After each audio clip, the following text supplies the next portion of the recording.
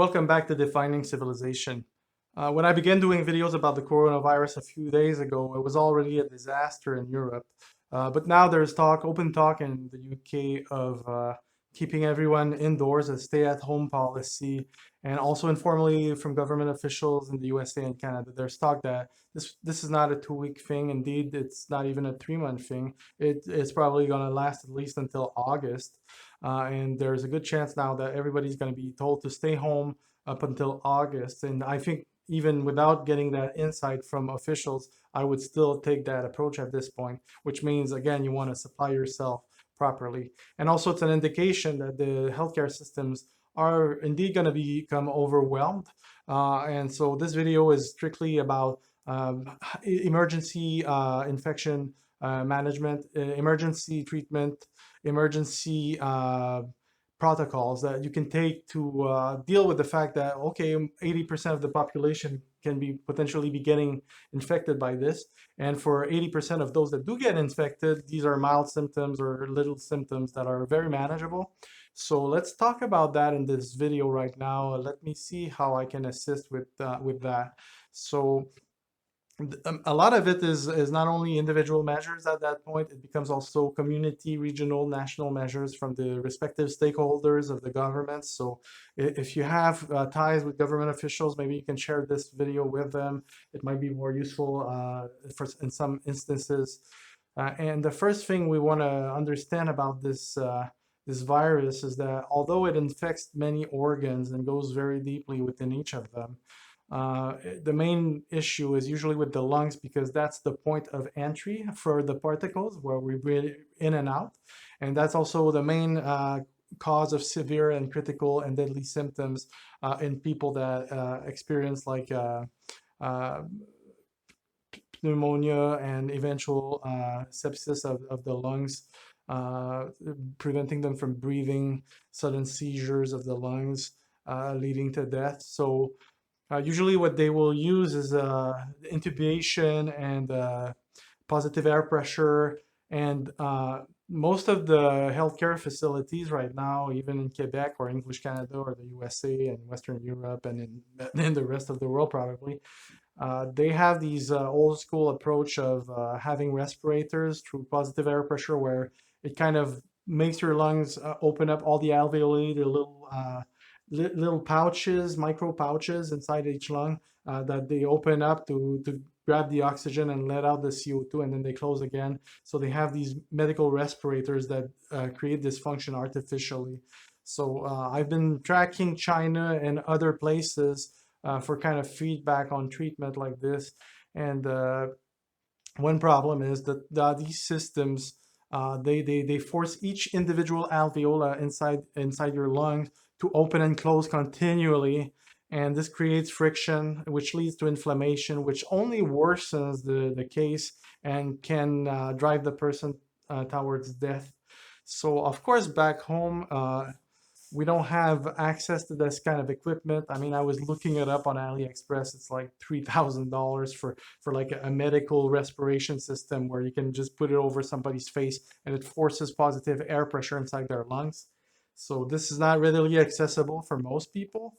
Maybe a lot of you are tinkerers and you can jury rig something similar on your own using like whatever tools you have at your disposal. I would encourage that actually. If you can think of something you can assemble, like maybe a fan that is driven by a duct, and then you can put it over a mask and feed air.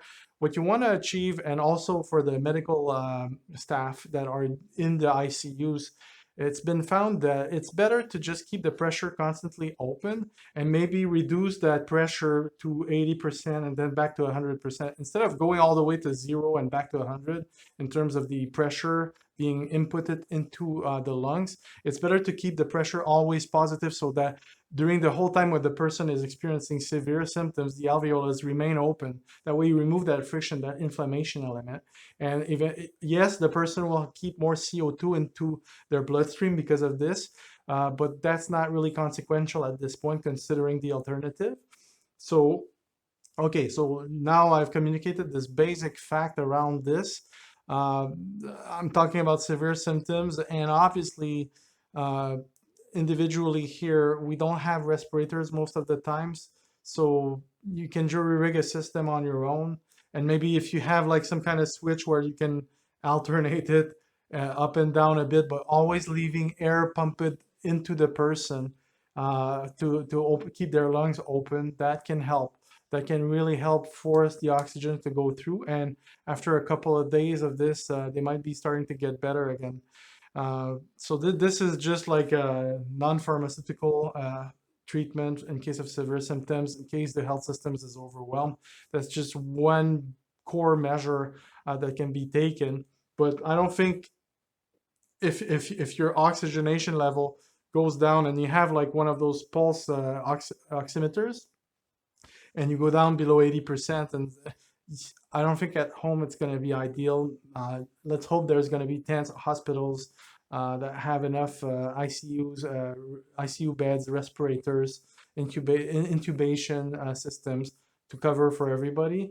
So yeah, so if you're a government, if you're like the government of Quebec, uh, pick some factories, like you're closing stores left and right, everything shutting down. Pick many factories, repurpose them, start making locally respirators, manufacture them from scratch. Do whatever you have to do whatever you can do to get more respirators going. Now the second thing that's really going to help here, and I'll append inside the first comment, it's going to be pinned on the YouTube video of my channel. You can go in there. There's going to be a link with the videos showing the leaks. I mean, the news coming out of China from medical science officers that report like clinical studies that they're doing live on patients. They've been trying 40,000 kind of pharmaceutics inside those new hospitals they built dedicated to this. So um, when you know that you're infected, meaning you start to have symptoms, my advice would be to start immediately using chloroquine phosphate. So this is an anti-malaria drug that's existed for a long, long time. Like, it's generic, it's really cheap. It's usually even available, I think, with the prescription if you're going to travel into one of the danger area countries for tourism. So what I would advise is get it. There are some ways to get it, like through pet medication, although I think by now it's probably sold out. But if you can get that, you could administer half a gram a day for 5 to 12 days, but until the person gets better. But the idea is this has been proven to be effective to really diminish and even resolve the infection completely. So this is one drug that's really effective, and in many other instances, they've shown that using it in conjunction with zinc vitamins can also increase the effectiveness of the treatment. So yeah, individually, if you can get your hands on chloroquine phosphate, like you have a pharmacist, a doctor, you can get a prescription, do that. Get this anti-malaria drug for yourself, your family, so that you can treat, like, I would advise maybe like 2.5 grams is enough to treat a person. So if you get 10 grams, you can treat 4 times somebody who has symptoms. And then I would say don't wait for the symptoms to become severe. It's like as soon as somebody displays symptoms, you have to assume this is the virus, the crown virus, the king virus. So just begin that treatment immediately. Now, if you're a government and you're listening to this and you're like, what the hell is he talking about? Well, go look at the articles, the videos I'm going to link in that comment, supporting evidence. And we already have all that medication, so it's easy to make more locally, make huge quantities. Think of every citizen as a citizen soldier in this war against that bioweapon. I would like the regional governments to ensure that they have the resources to start production on this kind of medication, and then use the National Guard, the army, to deliver some of this, the sufficient dose for everybody, basically. Literally everyone should have some of this to be able to treat at home as soon as they have the onset of any symptoms.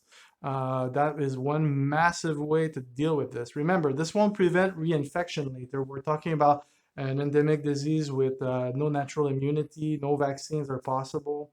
So this could become like the magic treatment that can really help people deal with this, even though we're going to be having this indefinitely in our economy. So there's going to be a separate video about like the impact on the economy, the kind of pivot that we need to have as a civilization. We need to have it extremely fast if we want to avoid something terrible, towards a new mindset on how we're going to continue doing business while taking into account that this virus is here with us, it's here to stay, it's here among us. Just today in Italy, they had 475 deaths. That's horrible. Put the first name and the last name to every one of those people who died there, and you're getting closer to the human side of this, and this is getting closer to us in terms of our immediate communities. Expect this to happen everywhere. Fortunately, the governments are taking lockdown measures. I'm grateful for that. Closing down the borders, my country, Canada, excellent choice. Remaining open with the countries that are dealing effectively, like Singapore, Korea, that's good. Limited bilateral agreements with the USA, that's also excellent to have that coordination. Yeah, ideally, I'd like to see like a continental perimeter for Canada and the USA, but it doesn't look like the USA is going to do too well. So we'll see. Good luck to you guys. I really view you guys in the US as allies in all of this. So we'll help each other out. We'll help the other countries out. We need to maintain that trade for resources, food, and stuff to continue working for everybody. But getting back to the topic, uh, that half a teaspoon of baking soda every morning, that is essential. That is something that you will continue doing while a person shows symptoms. You will also continue double maybe the dose of vitamin D without going overboard, but make sure that you have vitamin D in there.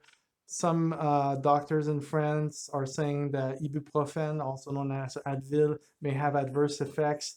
I'm not too sure about that. I'll let you do your own research. Maybe if the person has a headache, you wanna instead maybe use Tylenol. Maybe if the person has fever, you want to let them have fever, because fever increases the body heat, and it's harder for a virus to operate in a higher heat because the pressure is higher. It's harder to get in. It's easier for things to get out. Again, you want to increase the room temperature of the patient. I think to help the patient not have to use their body functions to kind of heat themselves up. No, you want their immune systems to just focus on dealing with the situation. So some of the secondary associative measures that we can take as part of the emergency treatment protocols could be giving the person mineral water. There's like San Pellegrino from North Italy, so I don't know, that's gonna run out real quick, I'm sure, but there are alternatives out there. All of these mineral waters, if you look on the bottle, it's got a lot of trace minerals, and a lot of these trace minerals, most people, they don't have enough in their body, and that's regulating a lot of our systems inside our metabolic body. So yeah, get that and administer that. Maybe you can take that once a week if you're healthy. If you have symptoms, give some of it every day to the patient to make sure that all their secondary functions have the proper fuel and working materials behind them to regulate properly every aspect of the human systems. So it's a very complex system. Again, aside from this, you're gonna have to start worrying about food. So the person is sick, and it's proven that intermittent fasting, where you have an eating window of maybe limited to 6 hours a day, and the other 18 hours you are either sleeping or not eating, that's really gonna help anyone with symptoms, because that 18-hour period where you're not eating, your digestive system is not in use. So every time you ingest something, your immune system has to go check everything that's coming in to make sure that it's safe or not. And you can either repair your body and heal yourself, or you can eat and digest stuff. That's an easy way that I have to kind of explain it simply. And so, yeah, you could do the intermittent fasting even when you're healthy, and that's great. That's going to help your body give it a chance to repair itself and be strong enough to deal with stronger symptoms should you get infected and show symptoms. But for somebody who's sick, then I would also have that measure. I would say I would impose intermittent fasting for that person. It's hard the first 2 days. After that, it becomes a joke. It's really easy. You have ghrelin in your stomach. That's what makes you hungry, and that comes at the times where you have the habit of eating usually. And it's better than to eat at all. If you eat a little, of course, it's like torture. You're going to be hungry for more, so don't eat at all outside of that window. And for me, it's been easier to just say, I wake up, I'm not eating until 6 p.m. And then I have this eating window between 6 and midnight. And it's kind of fun to not have really a meal, but you eat as you go. And you're surprised that you don't need to eat that much. So that's also good for saving your supplies as well if you do that, because it looks like the food supply disruptions are going to be much longer and heavier than previously thought. So yeah. Uh, Another corollary thing is sleep more. So again, this is advice that works even if you're healthy. I think just to make sure that you don't get infected, but suppose you're getting infected, you want to get more sleep. So you want to get 10% more sleep. If you're used to sleeping 6 7 hours, make sure it's 8 or 9. If you're even 10, if you can, doesn't matter your age, sleep more every day. And if you're sick, if you're infected, make sure that the person sleeps a whole lot more, if they can manage it. If the person is critical, then, and if you don't have any of the means I have here to mitigate the severity of the effects, you're gonna have to resort to professional medical help. And if that help is not forthcoming, if it's not available, if the system is swamped, then you really need to consider the worst possibility, which is like the person might die. So that's why it's so important to plan ahead, to prepare, to consider these things that I'm saying, take them seriously, try your best to accommodate for them. And if you're the government stakeholders and you're hearing this, like, come on, step on the plate, act, do some stuff. Even if you do some mistakes, we have limited resources. You need to reallocate them, make sure that they're effective in what they're used for. Uh, Chloroquine phosphate is a definite plus. And again, all the surrounding equipment. I think everybody should become equipped with the hazmat suit and masks, and the coveralls and everything should be standard. And people should have a UV sterilizer in every household. But that's more like mid long term. We'll talk about it later. Just for the immediate treatment, for the medical staff also, you don't want to overwork. I know a lot of them want to be courageous and they want to work 7 days a week and work 20-hour days and 24 hours. Not, you're just going to kill yourself like that, and you will be smashed out of business and you won't be able to help people. You don't win a war by dying. You win a war by living, by surviving. So if you're a medical staff, you're a frontline soldier right now. And if you overwork yourself, if you don't sleep enough, you are inviting disaster on yourself, and that is stupid. So don't do it. Just find time to sleep. It's better for you to be there for the long run, the long haul, than just being a short-term hero that just dies needlessly because you didn't sleep enough and your system became depleted, and your exhaustion opened the door for you to get severely overwhelmed by the infection, which leads to your death. That's not an option. That's not a good option. That's not a good approach at all. So this is the basic outline here for emergency infection protocols. If someone's sick, yeah, so you could use garbage bags, like, the ones that are transparent to pick up leaves. You could set up around the bed a containment area so that the person is probably going to aerosolize at this point. So you would want to have also a negative pressure system in the room where the person with the symptoms is. That is going to be like a fan, maybe a computer fan on a tube from maybe a drying machine, and then going out the window, and that fan will blow the air out from that person's bed area right above them, all the way outside to outside the house or the apartment completely, so that the particles are just flushed out constantly. And of course, if you're going to be nursing and caring for someone like this, you're going to wear masks, goggles, gloves, a coverall that you can disinfect after every time you go in. You will bring them food. You will shutter that room for them. So again, make it a bedroom with a window, a door, and use it for that purpose. If more than one person is sick, You might end up having to put them in the same room, depending on how much space you have inside your house. You might want to contact the authorities to help get uh, an assessment on the gravity of their situation relative to the available care, so that you're not taking too much on yourself. So it's a big balancing act. But I think it's going to become obvious as it spreads in the coming weeks, that the systems might not be able to cope at all, and we're facing massive disruption that forces everybody individually to be able to train themselves to do these kinds of things on their own. That's disconcerting for sure to hear and say, but this is the picture that I think we need to keep in mind, because it's really right here on the table as being a reasonable worst case scenario option in the way that things can develop in the coming weeks. So yes, thank you to the governments for the emergency measures, the stay-at-home measures.